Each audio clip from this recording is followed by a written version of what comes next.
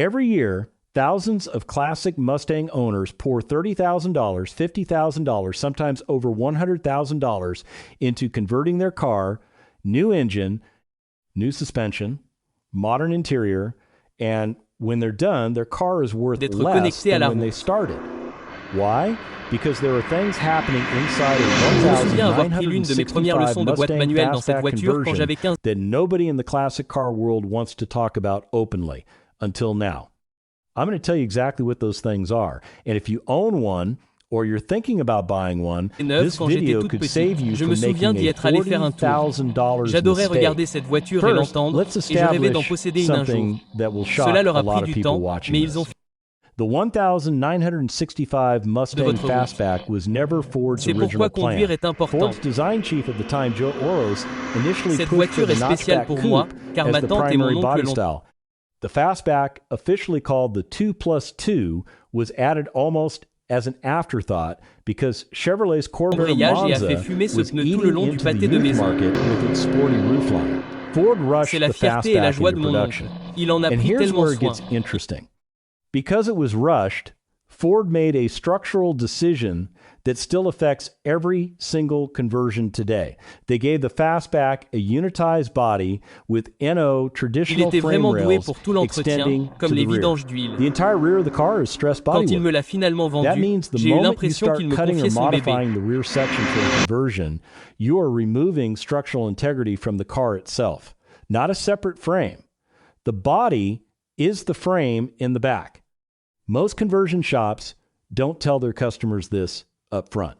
And most customers don't find out until cracks start appearing in the trunk floor or the door gaps shift after 2 years. Now let's talk about the 3 most popular conversions people attempt and where each one goes wrong. The most common conversion is dropping in a modern engine, usually a Coyote 5, from a 2011 or newer Mustang GT. Sounds perfect, right? Ford engine, Ford car, what could go wrong? Here's what nobody tells you. The 1965 Mustang engine bay was designed around a 260 or 289 cubic inch small block. The Coyote 5 is physically wider and taller. To make it fit, fabricators have to cut and relocate the shock towers. And here's the critical part. Those shock towers in a 65 are load-bearing elements of the unibody. When you cut them without proper subframe connectors and reinforcement, you introduce flex into the entire front structure of the car. The result? Over time, the windshield frame develops stress cracks. Cette voiture est un lien avec une époque antérieure de ma vie où j'étais tout simplement fasciné par les voitures. C'est un lien avec ma famille et des gens. In a hard corner at speed, the front end can actually twist. The fix exists. Full subframe connectors welded in, torque boxes reinforced, aftermarket K-member installed, but it adds $4,000 to $8,000 to the job, and most shops quote you the engine swap without telling you about this requirement. The second most popular conversion is the suspension. People replace the original front arm setup with a modern coilover system. Great idea in theory. But here's the problem specific to the 65 Fastback. Because of the unibody construction, the front suspension geometry is tied directly to the firewall and the inner fender structure.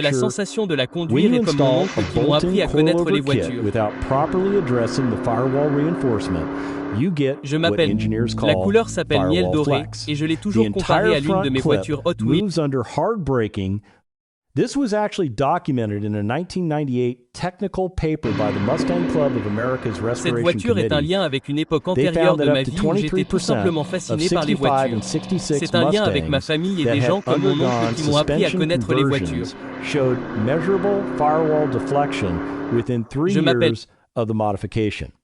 You won't feel it immediately, but your alignment will never hold correctly, and your tires will wear unevenly no matter how many times you align it. The third conversion people get wrong is the interior, and this one is about money, not safety. Here's the cold truth about the 1965 Mustang Fastback interior that the classic car market doesn't advertise. An original, uncut, numbers matching interior, meaning original door panels, dash, carpet, and seats adds between $15,000 and $22,000 to the car's appraised value at auction. Barrett-Jackson auction records show that 65 Fastbacks with original interiors consistently sell for 28 to 35% more than identical cars with modernized interiors. Et que j'avais mon permis When d'apprenti you rip out conducteur. the Mon original oncle m'a donné dash quelques to leçons et install il a était assez modern patient, touchscreen, mais j'étais horrible. you Nous just avons changé de destroyed siège et il a dit $15,000 laissez-moi vous montrer of comment faire. value Il a permanently. appuyé sur l'angle grande Because route those sinueuse et original déserte. components C'est que j'ai cannot be l'impression de vraiment la authentically conduire. reproduced, only Je change les replicated. vitesses avec la boîte So manuelle what à do the 4 people who rapports. actually get this right C'est la do sensation de differently? la The conduire et smartest j'ouvre la 65 portière, Fastback je owners monte à follow l'intérieur, what je sens restorers l'odeur call du vinyle the intérieur. invisible upgrade C'est la même voiture philosophy. cool dont je me souviens quand Rule j'étais number enfant. 1, never cut anything that cannot be returned Fini to par me la stock. vendre. Every modification they make is La magie est reversible. toujours là. Quand je Engine m'approche de mounts, cette voiture, not welded je vois in cette peinture adapters, distinctive briller au bolt-in soleil, subframe ces jantes en alliage connectors, chromé. not cut and weld. Rule number 2, they upgrade the hidden systems. Brake lines, fuel lines, wiring harness, steering column, safety collapsibility, things you can't see, but that make the car genuinely safer and more reliable without touching anything that affects originality or value. Rule number 3, they address the Achilles heel of the 65 Fastback that almost no one talks about publicly. The 1965 Mustang Comme mon oncle qui m'ont appris à Fastback has a connaître les voitures. factory-designed flaw in the rear quarter panel drainage.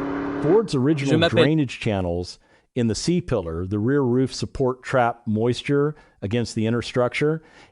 Over 60 years, this has caused hidden rust in virtually every surviving 65 Fastback, even cars that look clean on the outside.